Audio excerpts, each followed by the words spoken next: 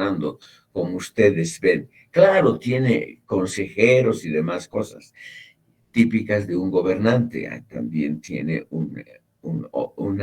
unos animales diabólicos aquí a su lado. El mal gobierno también pertenece a esa vida, que no hay que negarla.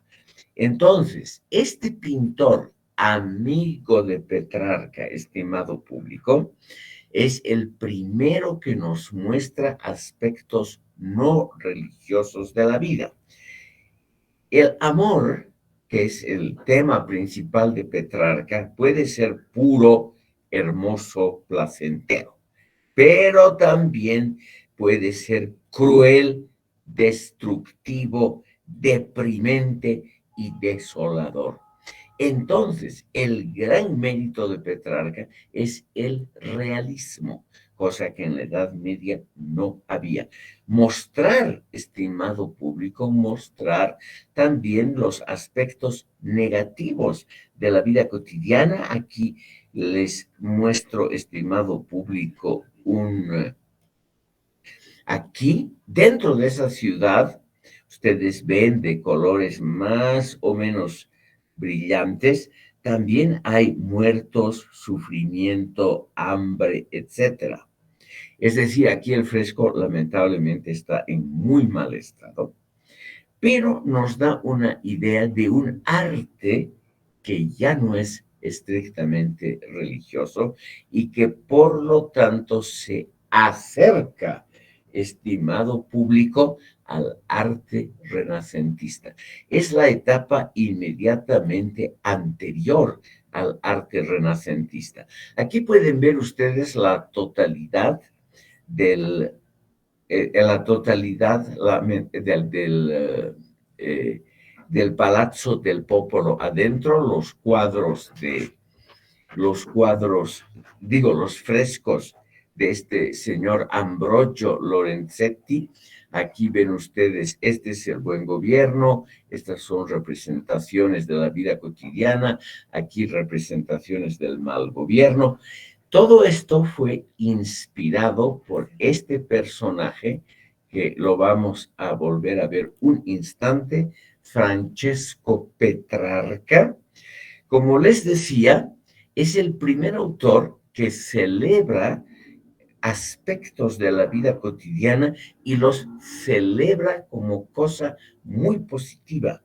Por ejemplo, el amor y la mujer ya no son representados solo en su aspecto estrictamente religioso, sino también en los aspectos positivos que pueden ser bellos de la vida cotidiana, como un paisaje.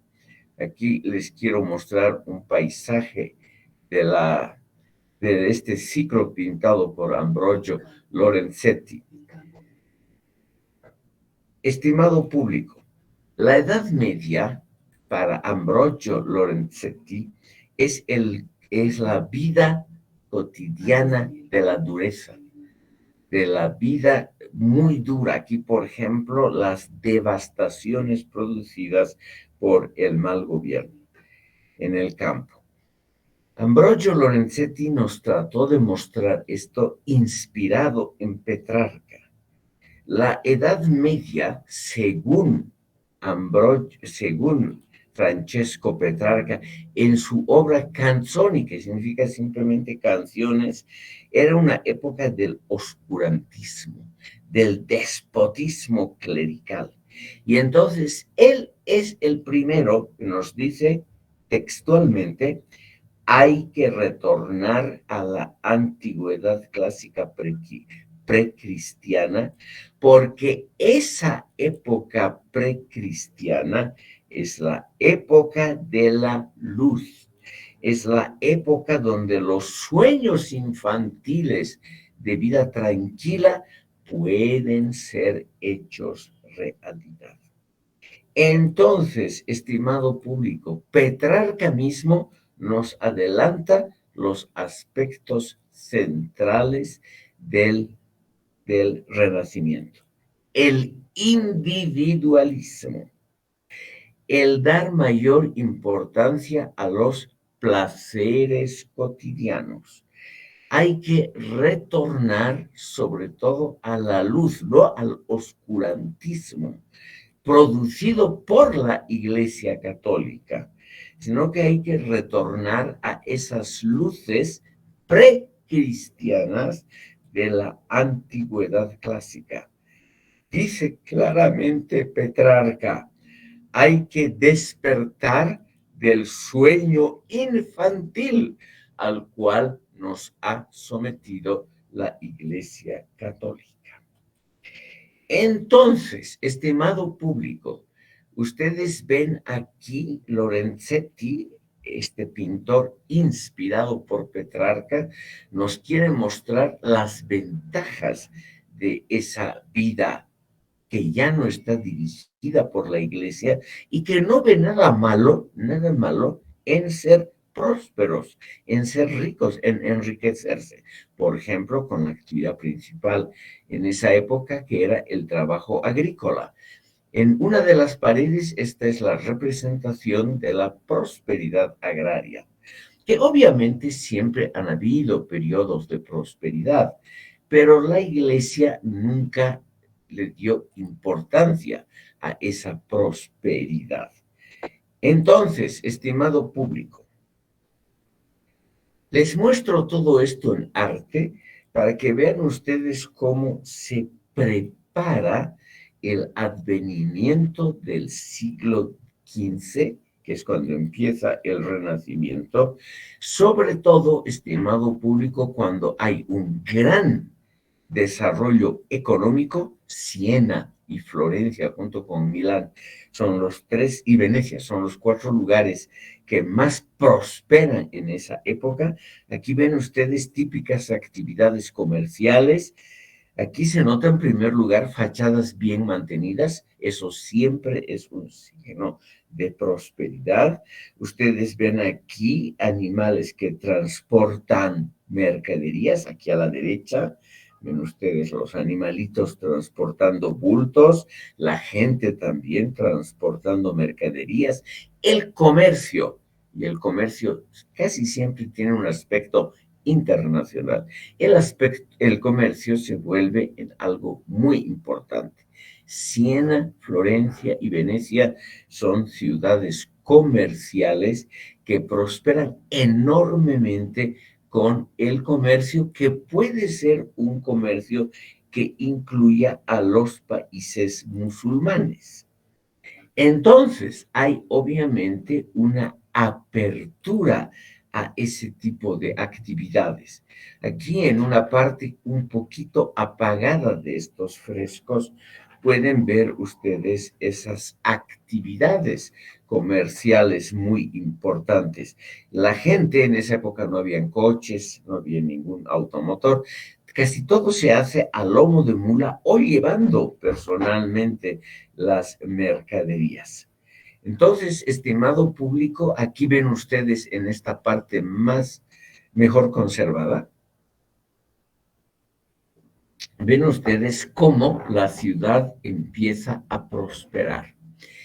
¿Por qué les muestro esto?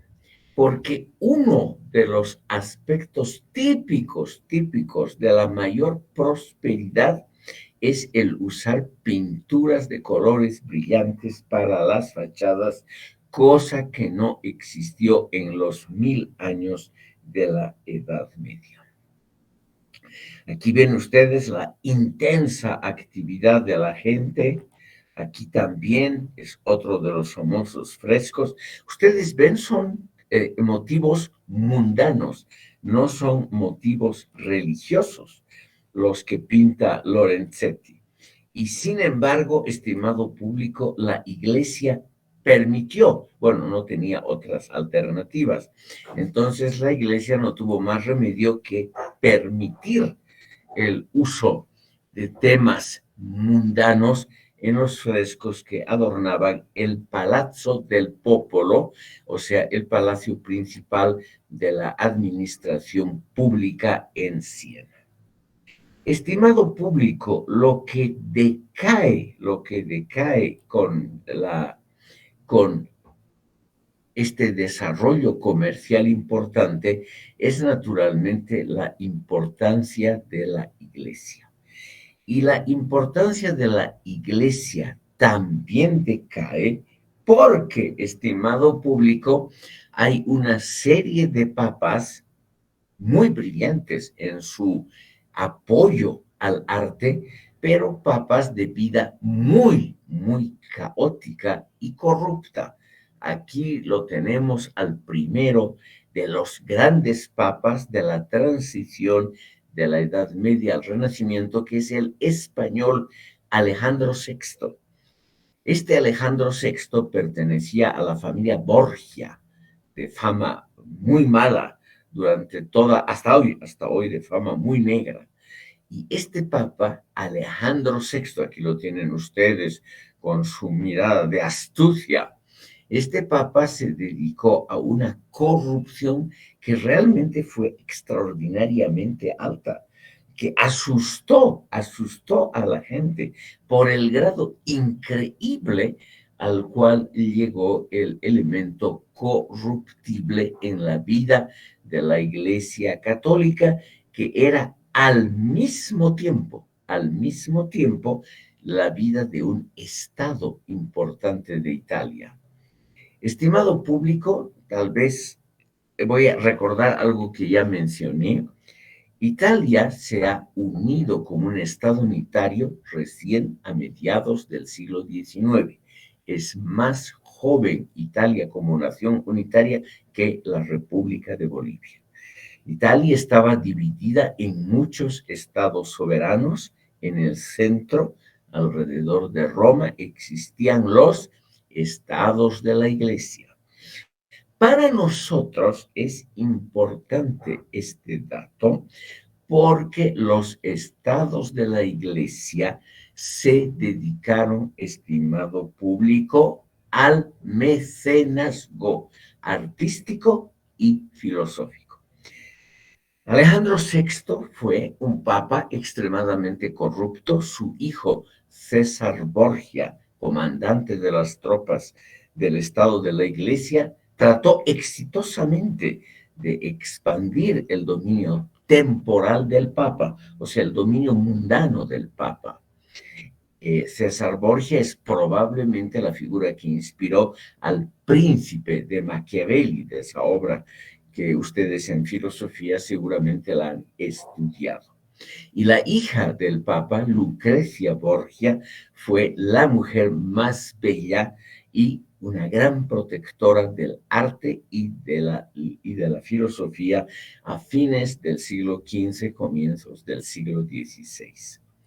Pero, ese estado caótico, corrupto, poco ejemplar de la Iglesia hizo, estimado público, que los pensadores más importantes, por ejemplo Erasmo y otros, y naturalmente el gran Martín Lutero, el reformador alemán, se alejen de la Iglesia Católica. En la época de Alejandro VI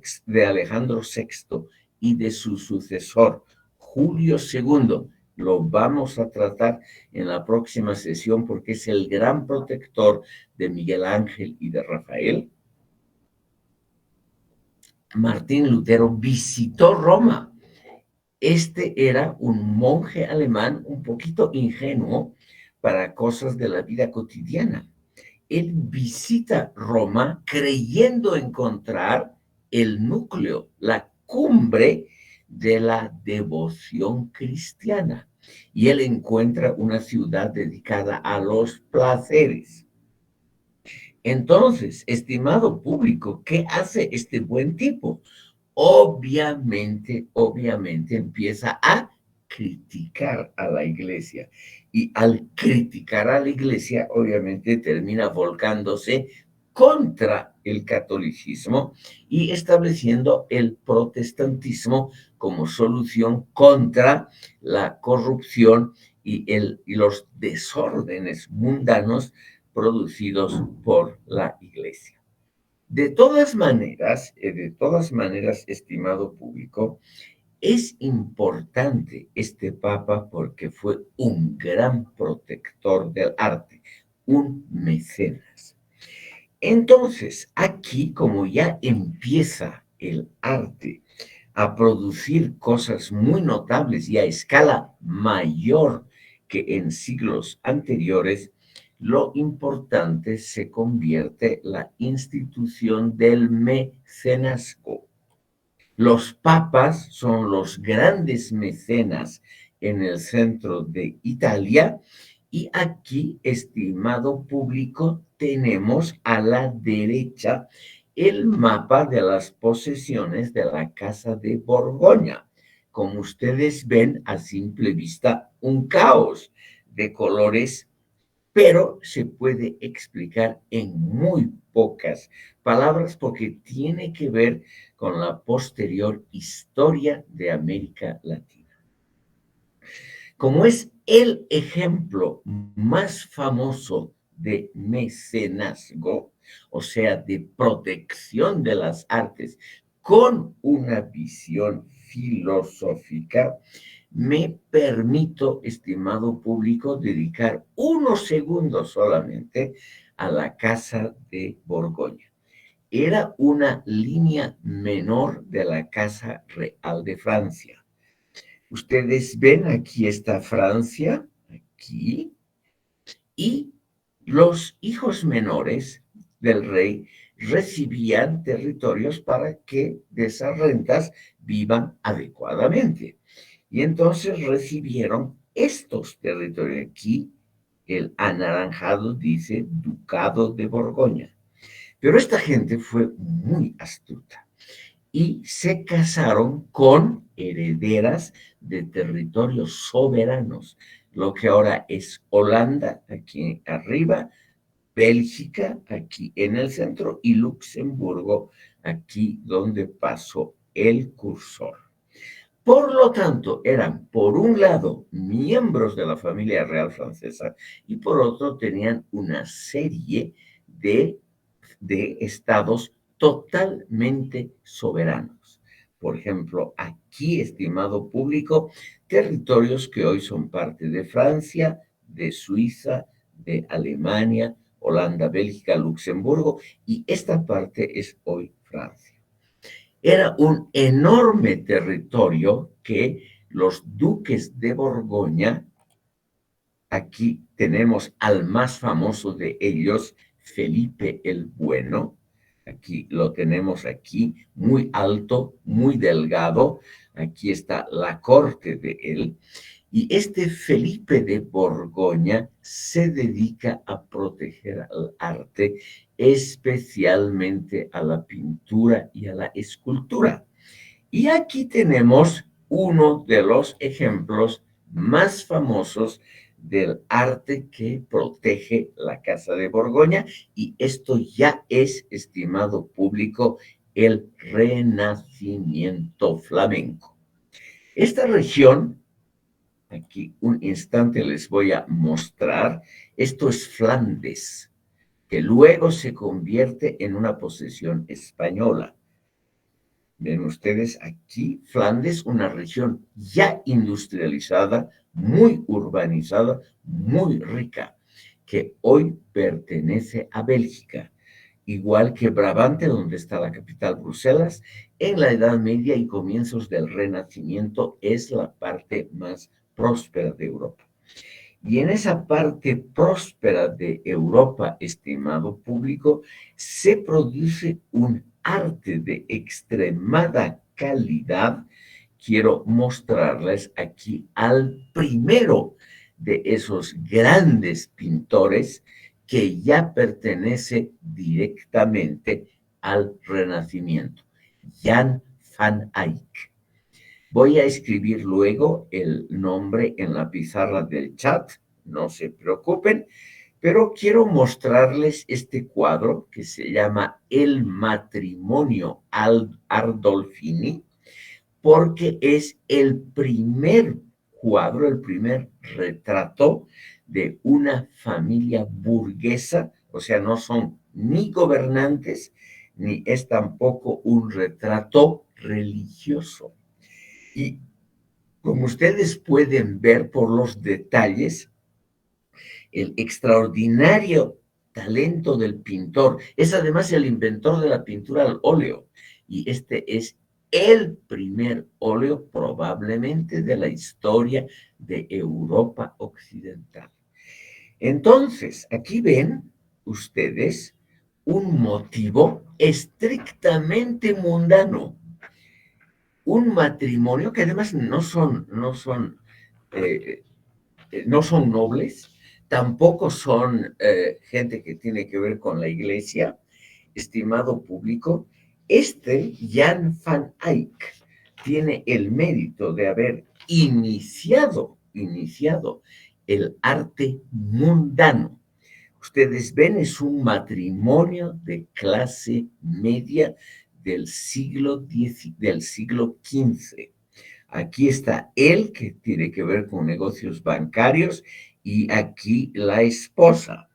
Y en el cuadro hay algunos detalles muy interesantes. Por ejemplo, en el centro mismo del cuadro hay un espejo cóncavo que nos permite ver que él pasa en la parte exterior del cuadro. Es muy, muy interesante. Aquí está el famoso espejo. Ustedes ven, aquí se ve al matrimonio de espaldas y están recibiendo a gente. Y aquí está Johann van Eyck, escrito en latín, el nombre, y es la primera vez que un autor de pintura, de escultura, que en esa época era considerada parte del artesanato, no era un arte liberal, por primera vez pone orgullosamente su nombre aquí en caracteres góticos. Es decir, estimado público, aquí tienen ustedes en la totalidad del cuadro, a la izquierda, ven ustedes el marido y la esposa que están recibiendo a gente. No es la aristocracia, por eso pueden ver ustedes aquí detalles interesantes que muestran esa vida de clase media. Aquí zapatos de casa, de entre casa, el perrito de la familia. Aquí es el dormitorio, la cama de la pareja, todo bastante estrecho porque todavía es una época en que la riqueza no se ha desarrollado. Aquí simplemente este cuadro nos muestra los detalles de la vida mundana, no religiosa. Por eso este cuadro es tan importante, estimado público, en la historia del arte, porque además es la invención del óleo. Y lo que se puede ver de este cuadro es la calidad muy buena con que fue pintado, nunca ha sido restaurado, y ustedes ven está en un estado todavía relativamente apreciable hoy en día. Tenemos entonces aquí, por medio del mecenazgo, o sea, una familia noble o una familia reinante, como aquí los Borgoña, dedican una parte de sus entradas a proteger al arte. Y la verdad que estos duques de Borgoña durante un siglo es justamente la transición de la Edad Media a la Edad Moderna. Estos duques de Borgoña se dedican a favorecer las artes y las letras, lo que incluye a la filosofía. Lo cual es muy interesante, estimado público, porque normalmente los gobernantes no se interesan, la pura verdad, por la protección del arte y de las ciencias y de la filosofía. Eso ocurre muy pocas veces en la historia de la humanidad. Por ello, estimado público, es importante estos gobernantes de Borgoña, que no duran mucho, solo un siglo, pero en ese siglo se dedican realmente a la protección de artistas. No solamente a este Jan van Eyck, que ya les he mostrado en el matrimonio Arnolfini, sino también otro pintor. Aquí les voy a mostrar para que vean la calidad. A Roger van der Weyden. Este es el retrato de una mujer joven de 1435, o sea, la transición entre Edad Media y Edad Moderna, que está en Berlín. Ustedes ven, es un óleo, la extraordinaria calidad de la pintura que nunca ha sido restaurada, es decir, está en perfecto estado de conservación. Aquí podemos ver otros cuadros del mismo Roger van der Weyden. Aquí y aquí también otros cuadros. Este es un famoso altar y aquí ven ustedes cómo, aunque es un tema religioso, cómo el autor ya tiene elementos renacentistas, es decir, cuerpos bellamente pintados, aunque sean temas religiosos, bellamente pintados, elección de colores contrapuestos entre sí, como aquí azul morado contra rojo oscuro, aquí una mujer que llora con pliegues muy bellamente fabricados de su falda y en unas torsiones muy complicadas de hacer. Es decir, son cuadros de una gran calidad.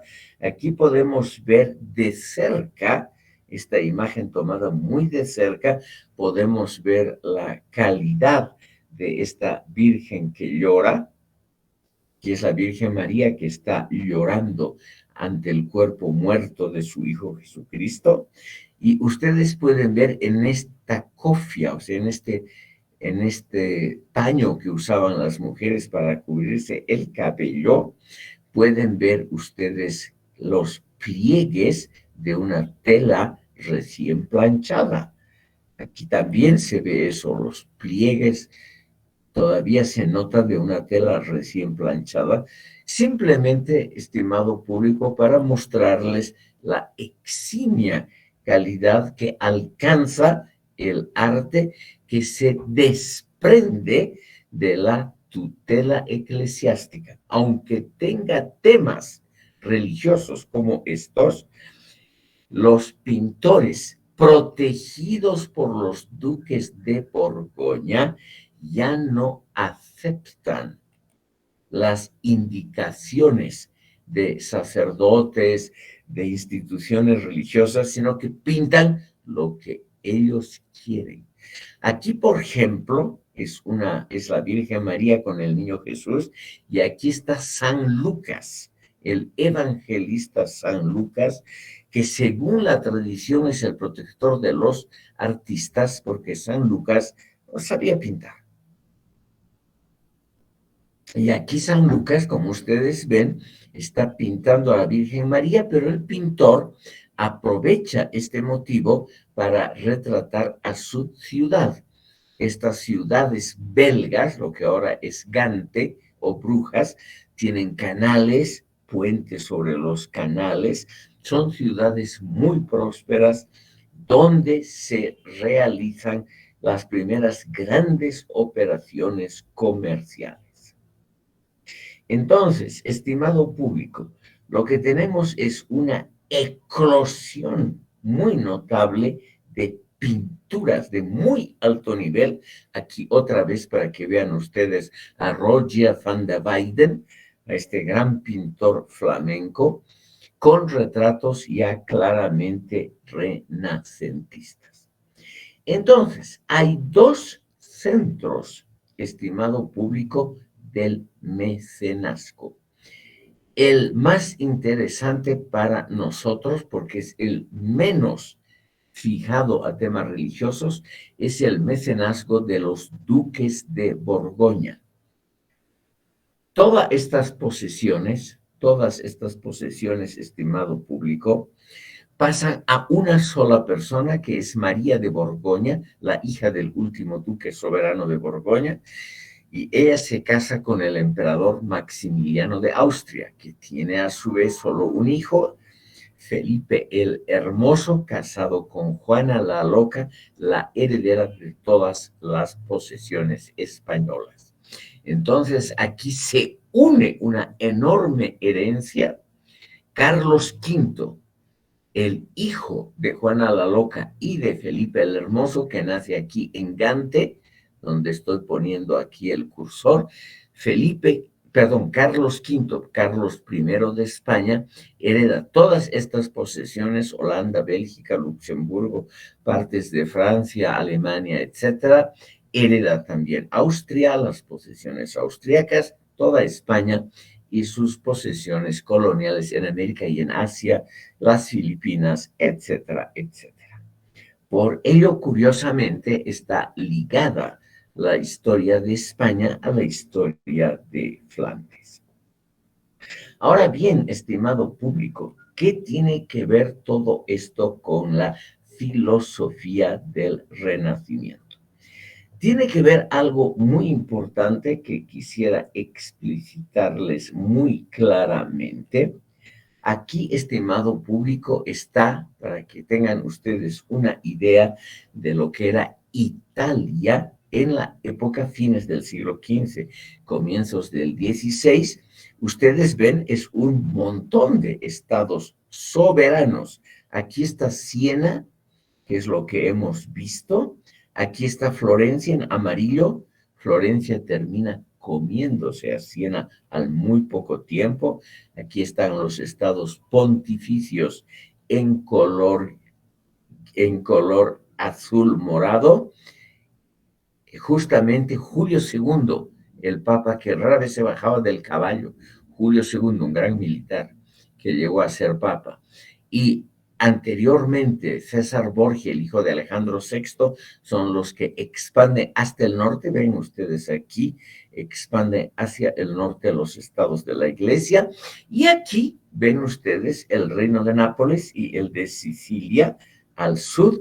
Esto es posesión española. En el norte existen la República de Venecia, la República de Génova más pequeña, el Ducado de Milán. No voy a aburrir a ustedes con todo esto.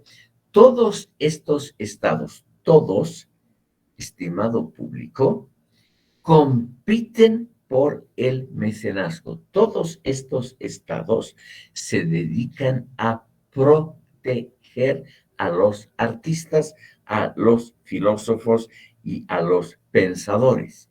Y el príncipe que más protege a los artistas es Lorenzo el Magnífico. Aquí a la derecha, estimado público, tenemos un retrato de Lorenzo el Magnífico. Este señor no tuvo un cargo oficial, pero era prácticamente el soberano de Florencia.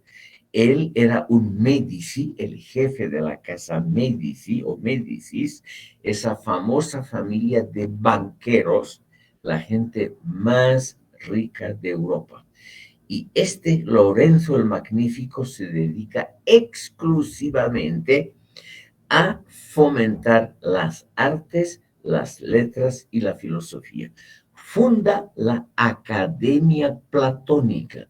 Trata de volver justamente a la época dorada de Atenas. Eso es lo interesante filosóficamente, estimado público, que estos príncipes dedicados, no todos, son excepciones. Estos príncipes se dedican a proteger a artistas y también a pensadores. Este es un retrato pintado por Giorgio Vasari. Aquí lo tenemos a la izquierda, a Giorgio Vasari. Y, estimado público, para nosotros lo interesante es que en Florencia se establece esa academia platónica a mitades del siglo XV, que directamente propone la vuelta a la cultura de la antigüedad clásica grecolatina. Y con el dinero de los Medici, de estos pintores que también son, de estos banqueros, que también son los gobernantes de Florencia se consigue un renacimiento muy, muy importante, una eclosión gigantesca de talento, enorme, estimado público, de un instante al otro, se deja el arte medieval, ese arte aburrido, con fondos dorados, con santos estáticos, hieráticos, o sea, solemnes, y se va a una cosa diferente, que es esto, de un instante al otro. No existen, estimado público, antecedentes, sino que de un instante al otro los artistas empiezan a pintar de forma absolutamente diferente. Ese es el Renacimiento. Es esta explosión de talentos. De un instante al otro, en Florencia aparecen Sandro Botticelli, que es el autor de esta gran pintura, Leonardo da Vinci, que lo vamos a ver ahora, Miguel Ángel Buonarroti. De un instante al otro, todo cambia, estimado público, por eso se habla de un milagro. O sea, poco antes todavía se pintaban, y muy poco, se pintaban temas bastante aburridos, como hemos visto aquí. Esta es la demostración, estimado público, de lo que es ese cambio violento. Ustedes ven aquí a Ambrogio Lorenzetti. Simplemente todos los pintores se dedican a un estilo similar. Un fondo que no es un paisaje, ni es una habitación adecuadamente arreglada, sino que es simplemente un fondo dorado y figuras que no son sensuales. De un momento al otro aparece este pintor, estimado público, que es Sandro Botticelli. Ese es el milagro, estimado público, el milagro que se produce en Italia en el siglo XV, o sea, en el siglo que va de 1400 a 1500. Aquí lo tenemos al gran pintor y él nos está mostrando una medalla con una efigie de Cosme de Medici, el abuelo de Lorenzo de Medici, el fundador de esa casa de banqueros. Ustedes ven, estimado público, en esta pintura famosa, es el nacimiento de Venus. Ven ustedes tres cosas que la diferencian de todo el arte medieval anterior. En primer lugar, la iluminación. Es repentinamente una iluminación como si fuese el mediodía. Aquí, estimado público, no hay esas sombras y oscuridades del arte medieval de ninguna manera. Venus nace de una concha marina, nace en el esplendor de su belleza. Ese es el segundo motivo. Una mujer desnuda es el primer desnudo de la historia del arte occidental. Después, obviamente, de la Edad Media. Ustedes ven aquí el primer desnudo muy brillantemente ejecutado. Aquí los vientos, estas son las figuras simbólicas del viento que animan, que le dan vida a Venus, y naturalmente una de sus ayudantes inmediatamente la protege del mundo con un manto precioso de un color que contrasta y con un paisaje con vegetación y con el mar, cosa que en la Edad Media no había ni por casualidad. Y ella, naturalmente, la Venus, con un rostro celestial, el rostro clásico que pinta Botticelli.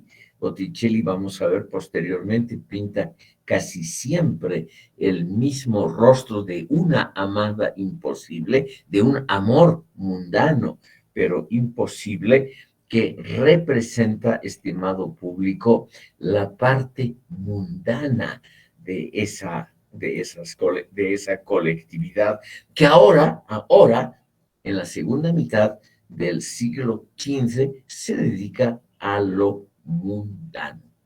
Es ahí, estimado público, donde nace una enorme cantidad de artistas. Este es uno de ellos, uno de ellos. El otro gran representante del arte en esa época estimado público, ese pintor que nosotros ya lo llamamos Leonardo da Vinci. Aquí tienen ustedes la última cena en una imagen algo restaurada, porque el cuadro se encuentra en muy mal estado. Pero la última cena, lo que tiene el talento enorme es que él muestra a las figuras humanizadas. No son los apóstoles, son los 12 apóstoles. Y estos apóstoles, estimado público, no están pintados como santitos, sino como gente que le discute a Jesús, que discuten entre ellos. Ven el grupo de la extrema derecha, aquí al centro están indignados porque Jesús acaba de decir las palabras: uno de ustedes me traicionará. Y ese que lo va a traicionar es Judas Iscariote, que es este que tiene el rostro más oscuro, que está aquí. Entonces, aquí se levantan los apóstoles, están indignados por esa palabra. Aquí está el más joven, San Juan el Evangelista. Este es el aspecto general de la pintura hoy, estimado público. Lo importante es que el pintor Leonardo da Vinci ha tratado de mostrar la vida cotidiana, como era una cena. Ustedes ven aquí, están repartidos panes y unas pocas viandas para la última cena. Lo importante es cómo él, en lugar de figuras estáticas, que era lo usual en la representación de la última cena, él muestra figuras en movimiento. Y aquí tenemos un autorretrato de este notable pintor, escultor, pensador, etcétera, Leonardo da Vinci, ya muy anciano. Él mismo se ha pintado y él mismo también inventó cosas que no se han realizado, pero que muestran ese espíritu renacentista. Este es el intento, lo que está a la derecha, de una máquina de volar. Nadie en la Edad Media se le había ocurrido algo así como conquistar el aire. A nadie, estimado público, a nadie. En cambio, aquí en la Edad Media, la gente tiende a imaginarse cosas que antes no habían. Esa es la idea que Francesco Petrarca trata de mostrar, estimado público. Hay que imaginarse cosas nuevas, la novedad.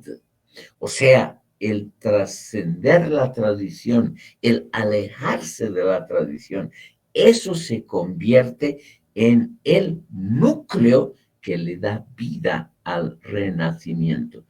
Hay que tener el valor de inventar cosas nuevas, no repetir lo ya conocido.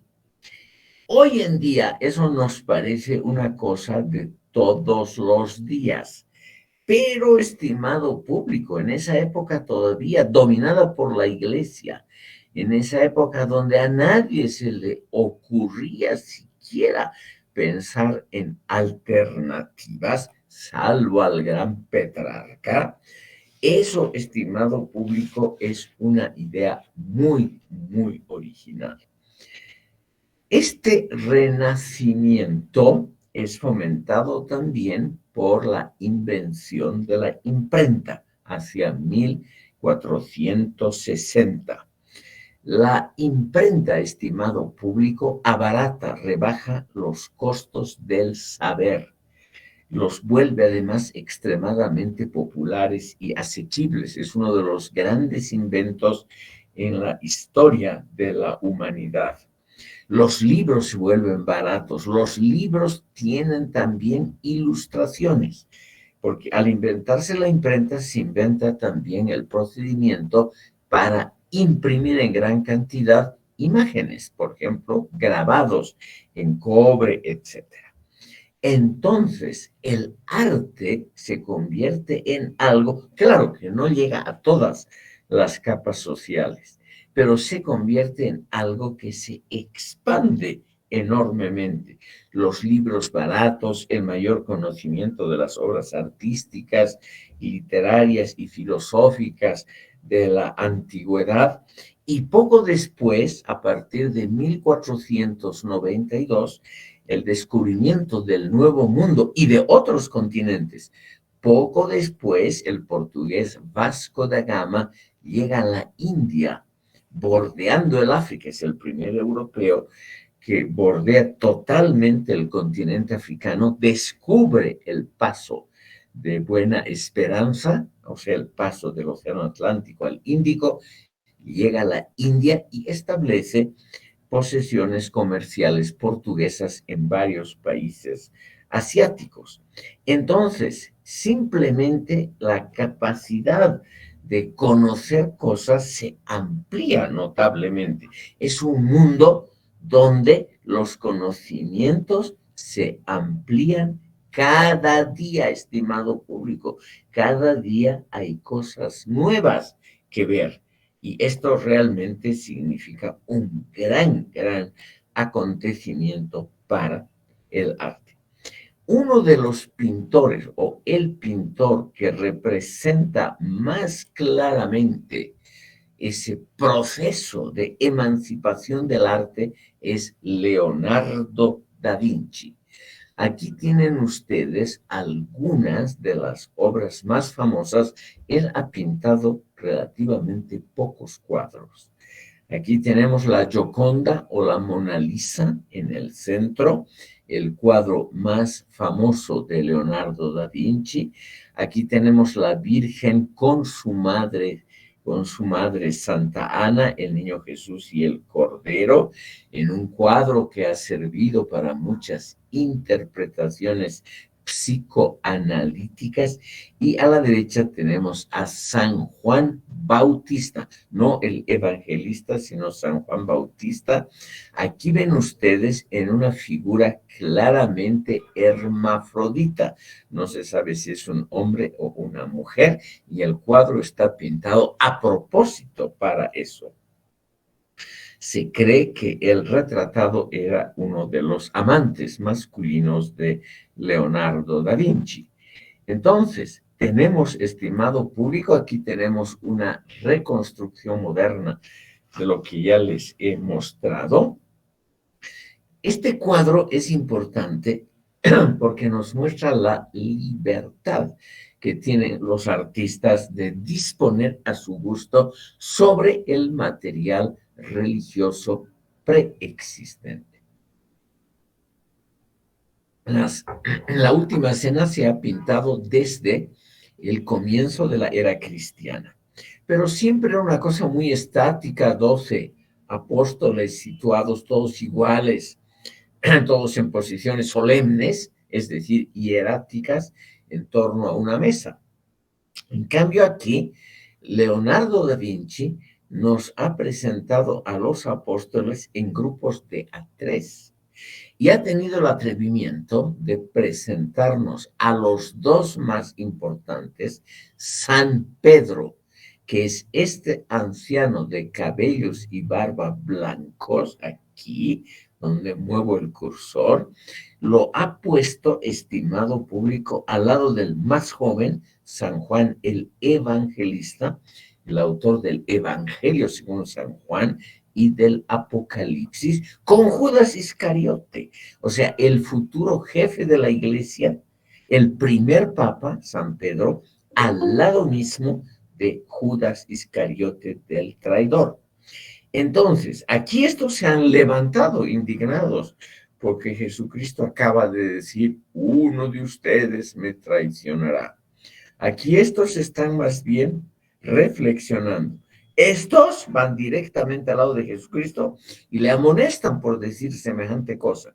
Y aquí estos discuten entre sí. ¿Qué es lo que le ha puesto? Movimiento. Ha inventado posiciones para los, para los apóstoles que no eran usuales en las representaciones más antiguas. Estimado público, el cuadro es un fresco pintado en una pared que tenía lamentablemente un acceso de agua.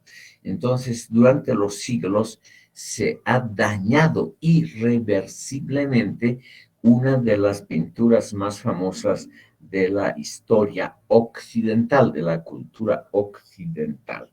Pero esto nos va a mostrar, estimado público, nos va a mostrar algo muy, muy importante.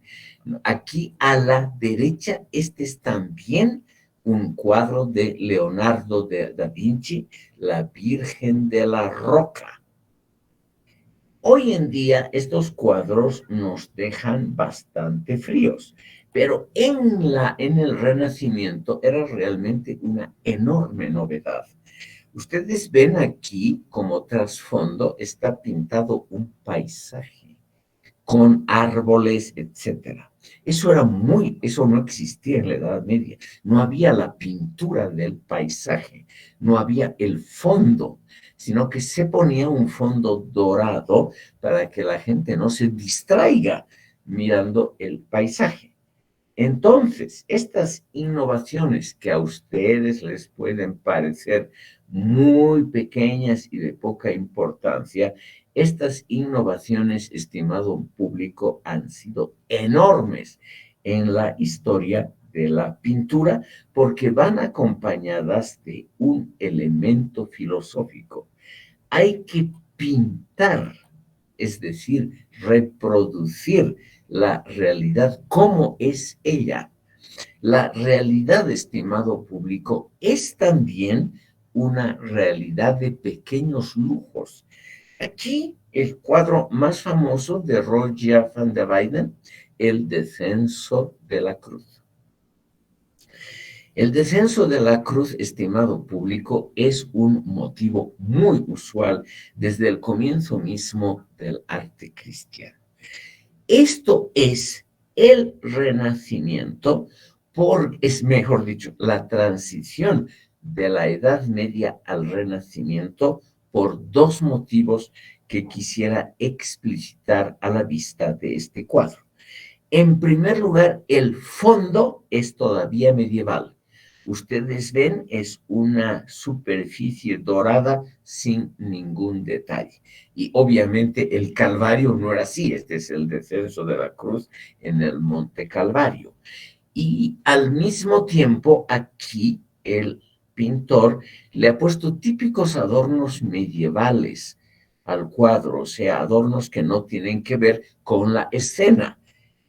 Aquí estas molduras típicas de la unión entre el techo y la pared, estas molduras, estimado público, se ponen en las casas de gente rica para embellecer los interiores.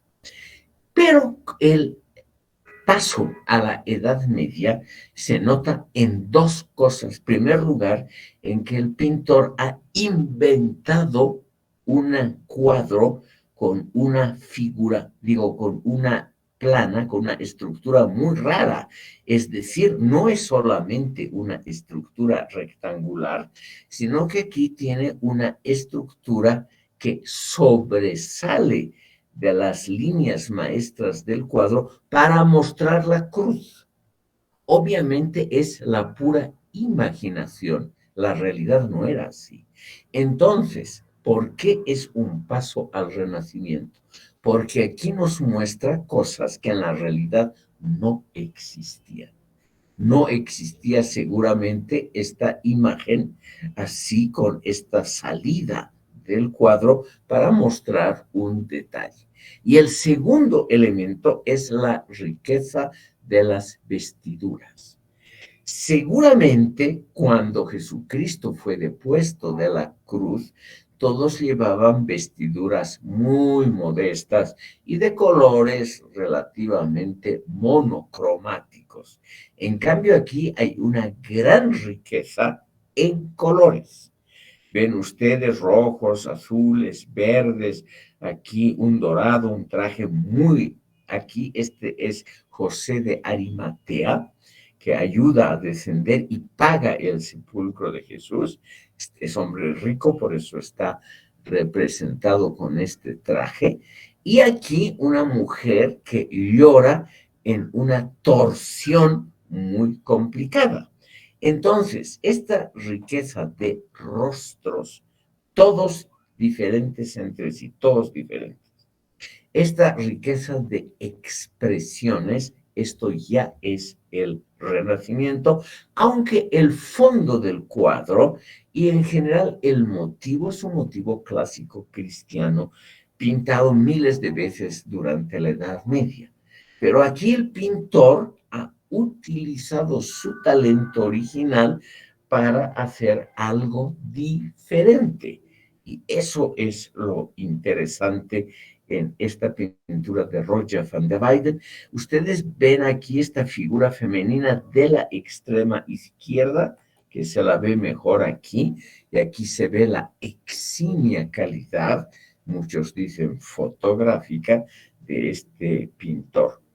Entonces, el Renacimiento deja atrás la Edad Media, estimado público, deja atrás porque el Renacimiento nos muestra posibilidades que están inmersas en el pintor, en el artista, pero que en la Edad Media no logran desarrollarse.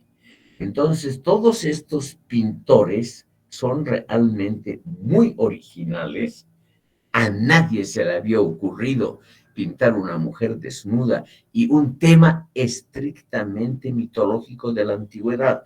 Este nacimiento de la Venus, de la concha marina, estimado público, no tiene nada que ver con motivos cristianos. Y además aquí hay una representación del paisaje.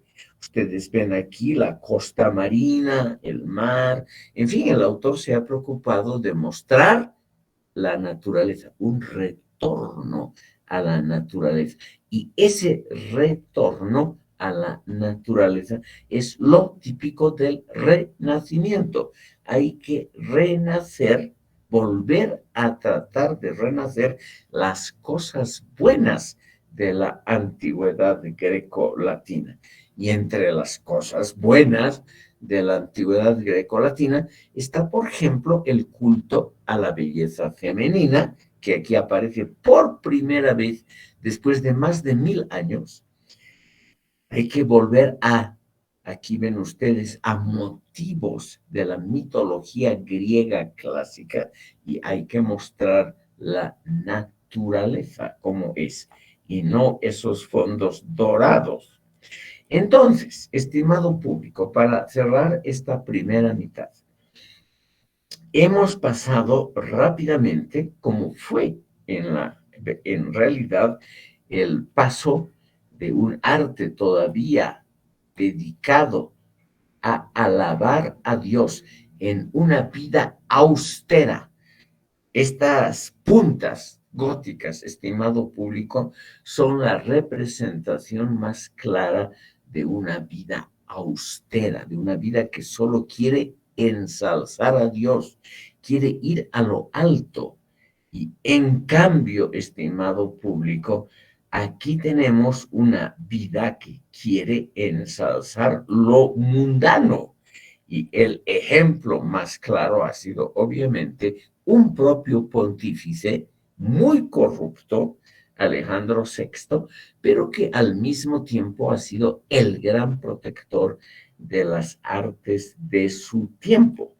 Y eso va a aparecer en algunos testimonios de carácter protofilosófico.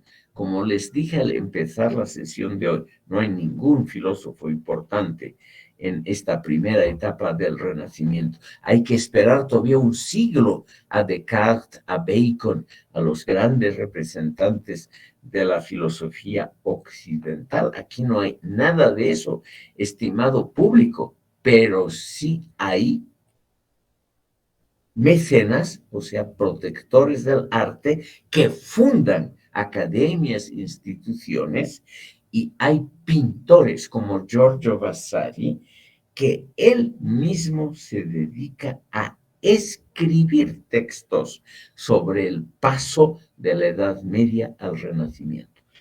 Terminamos esta primera parte con esta mención de Giorgio Vasari. Él vivió entre 1511 y 1574 y es su obra más importante, que es la fuente para información. Hasta hoy no hay mejor fuente. La vida de los más excelentes pintores, escultores y arquitectos. Y esa obra, estimado público, contiene también los siguientes elementos filosóficos. Giorgio Vasari nos dice cómo tiene que ser el nuevo arte. El nuevo arte tiene que ser equilibrado, pero al mismo tiempo tiene que ser ligero, gracioso. No tiene que tener la pesadez, la oscuridad del arte medieval. Tiene que ser un arte equilibrado, pero un arte que no se note el proceso de elaboración. Tiene que ser justamente ligero y gracioso. Hay que retornar a los valores de antes. Giorgio Vasari nos dice, por ejemplo, que hay que volver al estilo de Marco Tulio Cicerón, el filósofo más importante de la parte latina en la antigüedad clásica. Cuando nosotros hoy hablamos de un estilo brillante, pero al mismo tiempo simple, no lleno de oropeles barrocos, nosotros decimos eso es un estilo ciceroniano o eso es un latín ciceroniano. Lo simple que al mismo tiempo es elegante. Y eso es lo que propone Giorgio Vasari, una vuelta a la simpleza, a la sencillez de la antigüedad clásica, pero una sencillez elegante, suave, graciosa, ligera, sin oropeles barrocos. Entonces, este señor Giorgio Vasari, en esa su obra, La vida de los muy excelentes, de los más excelentes pintores, arquitectos y escultores, nos propone, estimado público, la creación de una república literaria, o sea, de una república de las letras, como se dice en castellano. Todos estos pensadores, pintores, etcétera, tienen que confluir en una institución. Y esa institución, esa república de las letras, tiene que ser la conjunción de una red de artistas, filósofos, escultores, literatos, que se dediquen también, estimado público, a una función básica, el humanismo.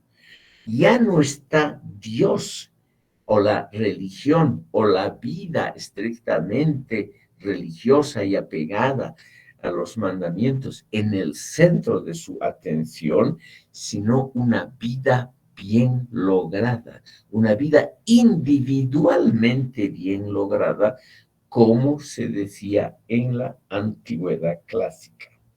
Y esa vida bien lograda tiene que estar inmersa en una red de editoriales, imprentas, universidades, círculos de discusión, círculos de conversación, en una vida, estimado público, en una vida diferente de la vida religiosa o definida por principios religiosos como en la Edad Media.